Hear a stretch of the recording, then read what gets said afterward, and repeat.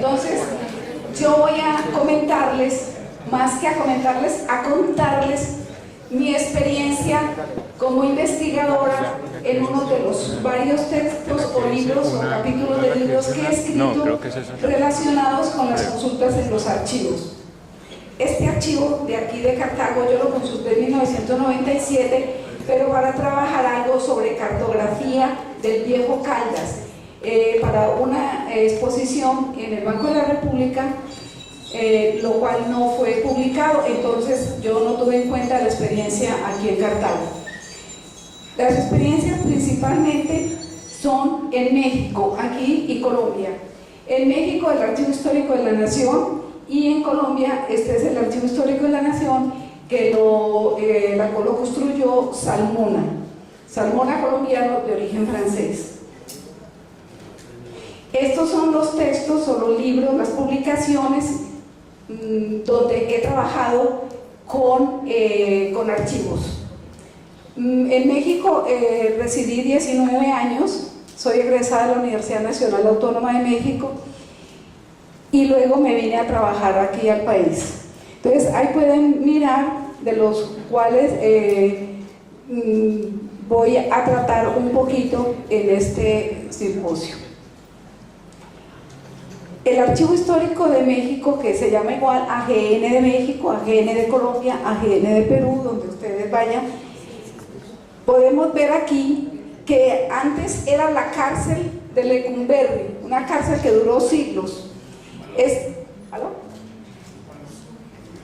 Aquí vemos los soldados, los presos, y acá vemos el archivo con sus galerías. Mira que es la misma forma y fue aprovechado todo este centro, y acá está también las salas de consulta. Cada una de estas era una celda, y cómo se convierte en un lugar de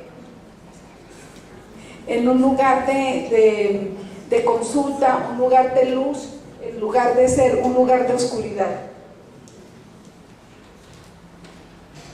El contraste es más que bonito, ¿verdad? De pasar de una cárcel, allí estuvo nuestro compatriota Álvaro Mutis. La que sigue, por favor. Eran 800 celdas que albergan hoy 322 fondos documentales, más de 6 millones de imágenes, 7.131 mapas, 1.500 códices novohispanos y un sinfín de archivos públicos y particulares. Ahora, en vez de vigilar los presos, vigilan los actos de Estado. Este libro, sobre los refugiados españoles en tierra bien distante, refugiados españoles en Chiapas, se hizo inicialmente con el Archivo de la Palabra, donde se escuchaban entrevistas, y alguno contó que había estado en Chiapas y que hacía parte de 30 refugiados que habían llegado a esta zona, pero resulta que no fueron 30 sino 150. Entonces, aunque la investigación, el proyecto se pasó para 30, se convirtió en 150. En este archivo entonces encontrábamos los prontuarios. No era tan difícil saber cuáles eran asilados políticos, porque traían este sello de admitido como asilado político en las cajas de españoles, que México es uno de los países donde más españoles podemos encontrar de América Latina, y para esta guerra llegaron 20.000 refugiados en esta guerra, no para esta guerra. Este señor también llegó como estudiante, 17 o 18 años, de filosofía, y luego fue uno de los grandes maestros de la UNAM en el campo filosófico e histórico, y tuvo más de 260 publicaciones. Los papeles de familia, los archivos de prensa, los periódicos, los informes, las fotografías, como nos han mostrado estos futuros historiadores, los trabajos que han hecho, todo esto se puede encontrar en los archivos, como el Archivo General de la Nación de México, y en Colombia debe haber también una parte de fotografía para consultar. En los archivos se encuentra poco. Ahora vamos a ver sobre el archivo de Santa Rosa qué puede tener fotografía. Los archivos personales son muy importantes, pues son complementos de esa gran historia que nosotros hacemos en archivos, en bibliotecas, en historia oral. Decirles, bueno, ¿y ustedes qué tienen? ¿Qué documentos nos pueden mostrar para completar lo que nos están contando? Sobre todo en las entrevistas, ¿quién mejor que ellos que vivieron una guerra? Nosotros podemos interpretar lo que nos están diciendo. Además estamos leyendo lo que han escrito los investigadores al respecto de esa guerra. Ellos tienen documentos, las vacunas, los pasaportes, las fotos, comprobantes, las listas del parque, comprobantes de compras, comprobantes de facturas, todas esas cosas que ellos cargan en los papeles, en los documentos que queden importantes. Esta frase de una historiadora mexicana me gusta mucho porque en Santa Rosa de Cabal pasó algo muy especial. Los archivos no relumbran, pero son minas de oro. Viajando de Pereira a Santa Rosa, en esos carros que en aquella época, en 1996, todavía uno podía ir por puestos, la gente empieza a hablar y sobre todo en esta región, todo el mundo habla, todo el mundo cuenta, todo el mundo va a una cita médica y todo el mundo sabe de qué está enfermo, todos los que están sentados, todos siempre nos estamos contando todos, así no sepamos ni quién se llama, cómo se llama el que está ahí al lado, que es una de las grandes diferencias con México. México nadie le habla a uno nada, nadie pregunta nada, todos son esa cultura ancestral indígena de callar, es todavía muy reconocida en México. Entonces yo les contaba que en el archivo histórico de Santa Rosa habían joyas, que habían tesoros, que habíamos encontrado unas cosas espectaculares. Esa noche o al otro día nos saquearon el archivo. Claro, las joyas estaban esperando encontrar pueblos, rubíes y los diamantes, pero para nosotros son joyas los documentos, ¿no es cierto? Y eso, no relumbran, pero son minas de oro.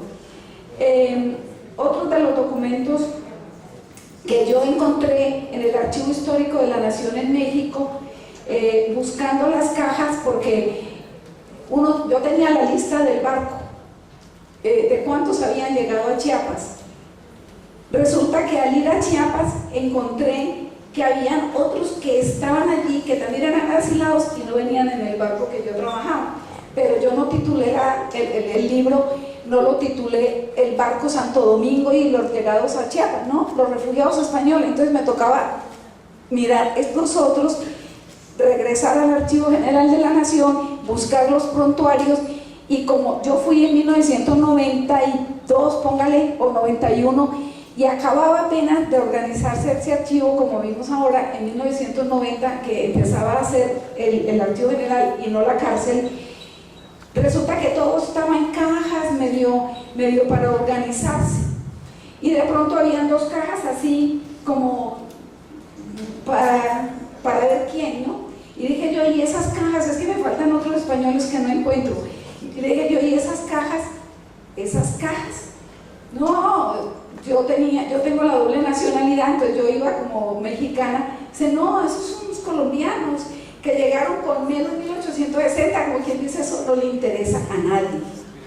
Y esa es una de las cosas que yo les quiero contar, que tantos futuros historiadores, allá hay dos cajas por revisar, de la gente que llegó con el general Melo, el dictador la dictadura de Melo aquí en Colombia en el siglo XIX, y que va a México. Entonces ese sueño yo ya creo que no lo puedo realizar, pero sí puedo contribuir con alguien. Y cómo se hace y dónde está, ya debe estar organizado, por lo menos por orden alfabético, ¿no? Y son dos cajitas, es que dos cajitas no es nada.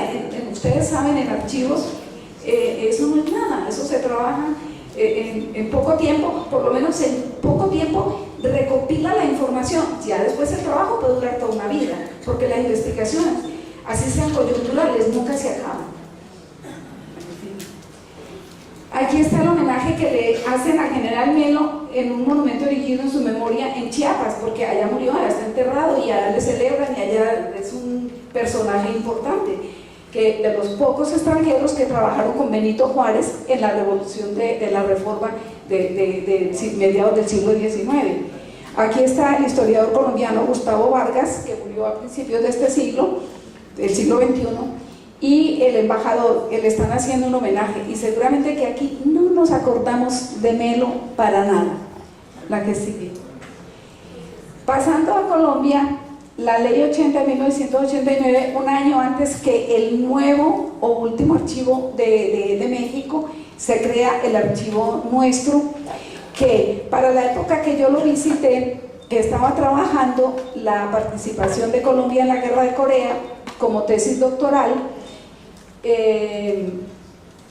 no se encontraban muchas cosas, porque habían pocos restauradores, había poca gente, el archivo se estaba organizando, esto era un periodo de los 90 y no se podía encontrar fácil los documentos, pero entonces hay que ir al archivo de la policía, a los archivos judiciales, al archivo del ejército.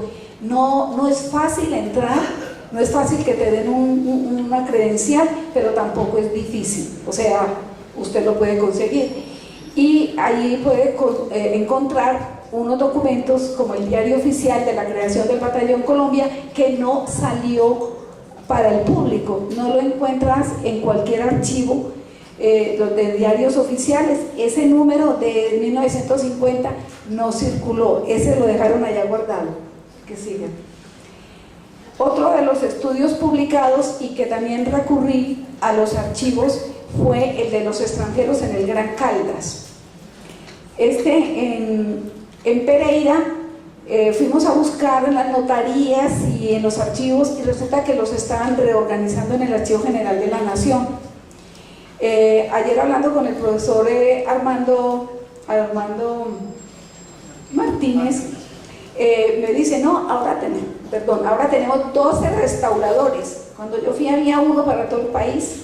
Y saber que en México, en 3 meses, trabajando todo el día, te capacitan para restaurar, no cuesta mucho, puede ser una pasantía. Y yo 19 años allá y no se me ocurrió hacerlo, porque allá hay un dicho que es muy válido: lo licenciado no quita lo pendejo.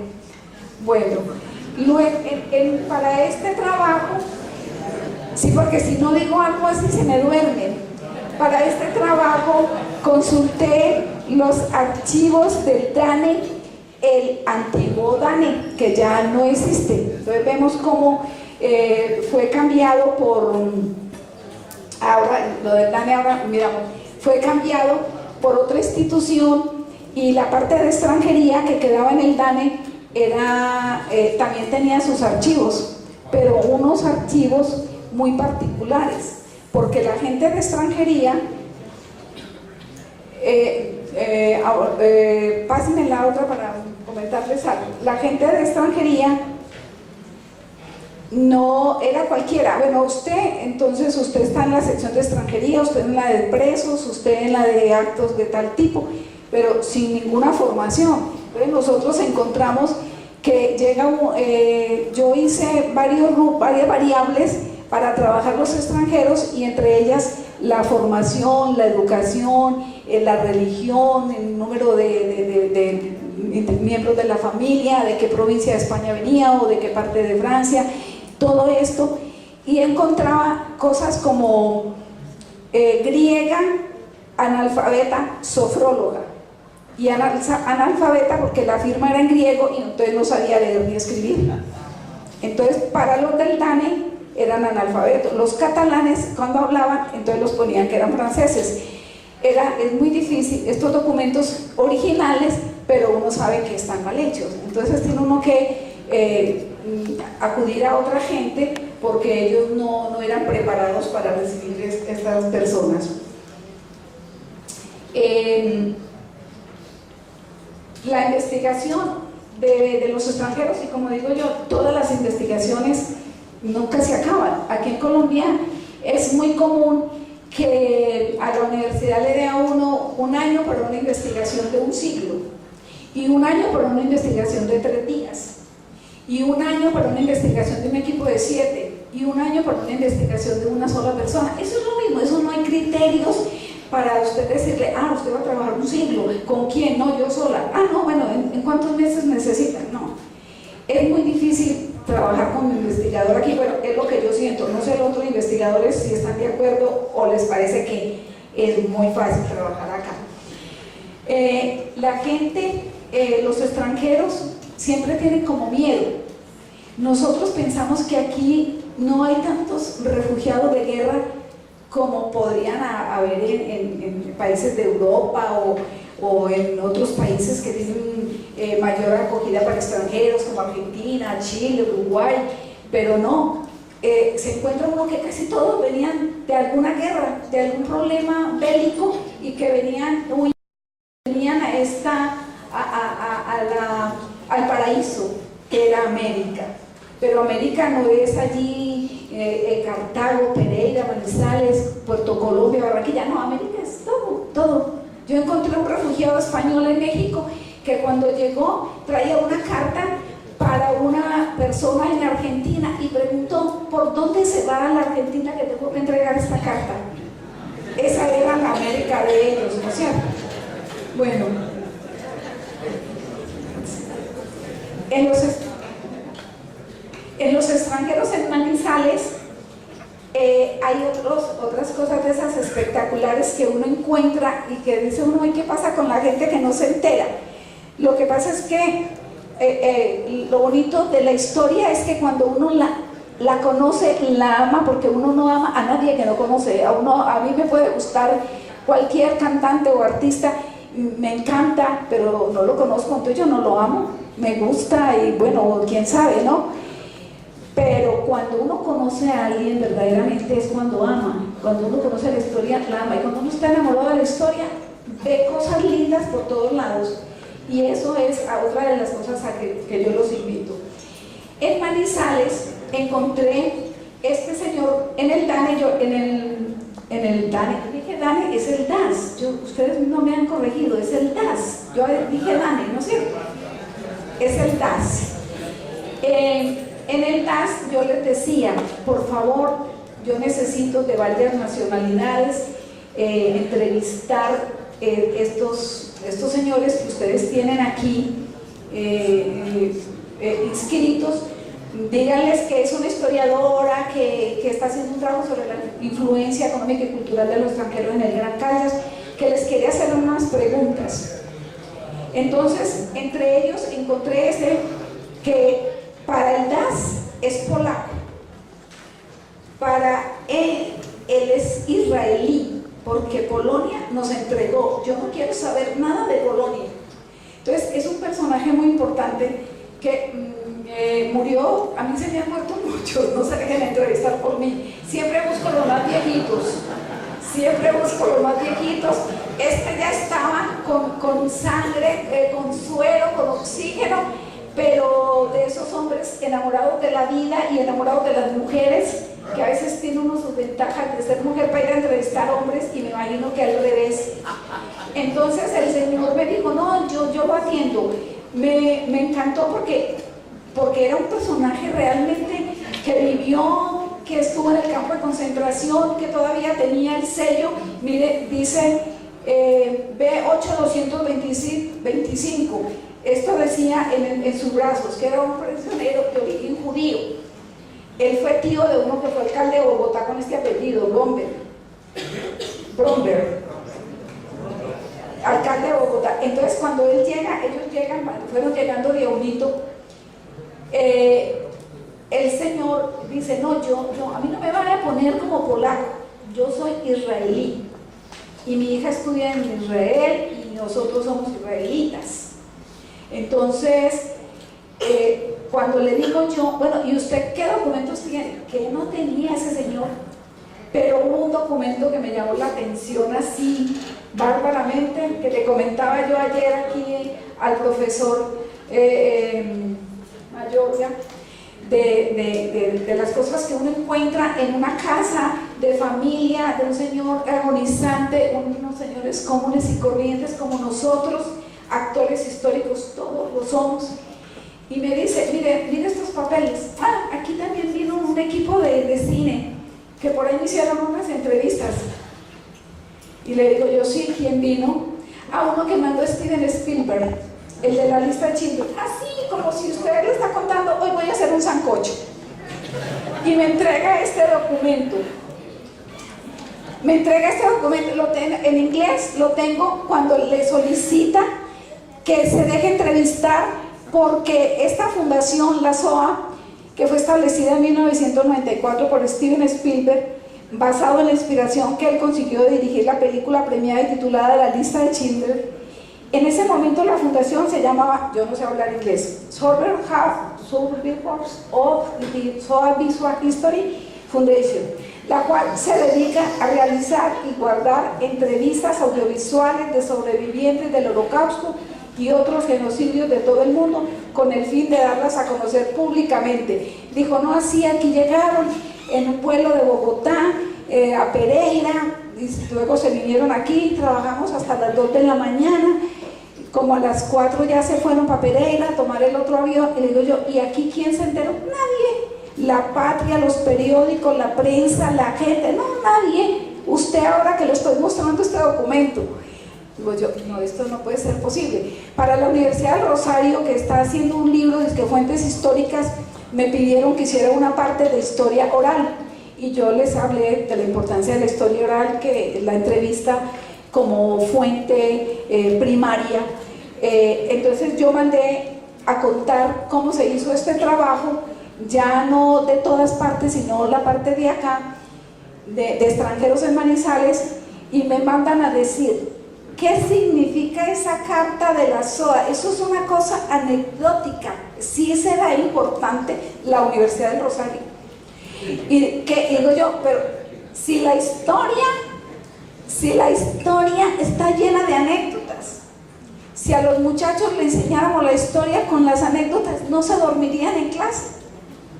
Hay una película que les invito, sobre todo a los profesores de historia, que se llama La historia de nosotros mismos. Como un profesor de historia, de que los alumnos no querían saber nada de historia, sino de matemáticas, de física, de biología, y eso ¿para qué nos lo enseñan? Tuvo que contar la historia de él mismo, que vivió la Segunda Guerra Mundial, y cómo los estudiantes todos preferían escuchar historia y no matemáticas. Entonces continuemos, que ya me están echando. Bueno, en Colombia todas las leyes, desde el Congreso de Cúcuta, desde 1821 para acá, son muy señaladoras de qué nacionalidades pueden entrar y cuáles no. Aquí no podían entrar cientos de personas de países distintos, si le faltaba una mano, si era negro, si no hablaba español, si no sabía cultivar la tierra, y los árabes venir a sembrar dátiles a Colombia. Encontraba uno muchos datos que dice, esta es la Colombia nuestra, la nacionalidad valía millones, y era muy difícil adquirirla. O sea, ser colombiano es muy difícil si no se nace aquí, y a pesar de haber nacido aquí. Yo tuve un año luchando por volver a adquirir la nacionalidad. Un húngaro de la revolución de 1956, que llegaron 7 a Manizales, apátridas, casi no consigue 45 años para que le dieran la nacionalidad. Y ese hombre era el más feliz del mundo porque era colombiano, y ya podía ir a Hungría a decirle al país que lo echó que él no era de allá, que era colombiano. Y uno en los aeropuertos escondiendo el pasaporte colombiano para que lo dejen pasar para Portugal, porque si no tenía el mexicano no la dejaban pasar por ser colombiana. Estas enseñanzas de estos extranjeros a nivel de la vida normal, cotidiana, es mucho lo que uno aprende consultando todos estos archivos. Este es el archivo de lo que estábamos organizando, el archivo de Santa Rosa de Cabal, donde también encontré cosas de extranjeros. En Santa Rosa de Cabal el archivo estaba en un estacionamiento, y por encima del acta de defunción de don Fermín López, la llanta del carro ahí marcada. Entonces uno pues se moría de tristeza y otros podrían no entender qué estaba pasando, por qué tanta tristeza por un papel, ¿no? Nosotros logramos recoger todo del suelo y tratar de montar, organizar por partes, casi un siglo. No se logró organizarlo todo porque, por lo de siempre, un siglo, ahí en 12 meses usted organiza eso con los bachilleres y ya listo, Medellín cabina 8. No se logró terminar. Hay mucho que hacer por el Archivo Histórico de Santa Rosa. Si yo contara las joyas que encontré allí, no terminábamos hoy. Pero yo los invito a que ese archivo tiene que salir adelante. Ese archivo, también estaban los casos de los robagallinas, todo eso era un delito, jugar dados, jugar en parqués, todo lo que fuera de apuestas o ganar un centavo, todo eso era prohibido. Y las feministas que leyeran los documentos de las mujeres cuando eran los maridos les pegaban y sufrían, y todo eso sale en los juicios, en los documentos donde hacen los juicios, le hablaban cómo era de sufrida la mujer de aquellos tiempos. Nosotros estamos en los gloriosos, o sea, aquí no habría nada que hablar en contra de los hombres de hoy, porque los de ayer sí eran bravos. Bueno, me queda un minuto, terminemos. En el archivo de Santa Rosa encontramos estas eran como fotografías, documentos de los sirios libaneses, que es uno de los grupos que yo más he trabajado por todo el apoyo que ellos han dado a esta región, porque la llegada de los sirios libaneses acá tiene un principio hermoso, y yo creo que alcanzo a contarlo. Cuando de la Primera Guerra Mundial, a ellos los llaman llamados turcos porque pertenecían al Imperio Turco, pero ellos de turcos no tienen nada, ni étnica, ni política, ni religioso, ni nada, son totalmente distintos. Pero ellos se vinieron a la América a salvarse porque les tocaba ir a luchar en la Primera Guerra Mundial, no por su país, sino por Turquía. Llegan a Colombia y como vienen con pasaporte turco, son turcos. Aquí no ven que usted viene de Siria ni de Libia, usted viene de Turquía. Y luego ellos dijeron, no, es que el paraíso, vamos para el paraíso que es América, y llegan a Puerto Colombia. Y dicen, no, qué mosquitos, qué clima, qué calor, Barranquilla, no, esto es horrible, y las aguas, los olores fétidos, es imposible. No, es que el paraíso queda más abajo. Llegaron a Bogotá, no, qué frío tan bárbaro, ¿qué es esto? Esto es el paraíso no puede ser tan frío. Comer maíz, no, ¿qué es esto? El maíz es para los cerdos, ¿cómo vamos a llegar acá? Y llegaron a Pereira y a Manizales y a Cartago y se quedaron. Bueno, ya saben dónde queda el paraíso. Y el último de la vida cotidiana en Santa Rosa de Cabal, hay todos los libros que usted quiera, desde 1870 a 1923, sobre leyes, sobre instrucción pública, decretos, normas, reglamentos, manuales escolares. No, eso es una maravilla encontrar allí todas estas cosas originales. Y la vida cotidiana, pienso, cuando leía yo estos documentos, porque yo creo que sí lo pudiera haber organizado en menos tiempo si no hubiera leído ningún documento. Entonces, ¿cómo los clasifico? Uno de los documentos decía, el manual escolar de 1870, o en un parágrafo decía, cada salón tendrá tantos, ya me olvidó el nombre, donde se cuelgan los abrigos. Percheros.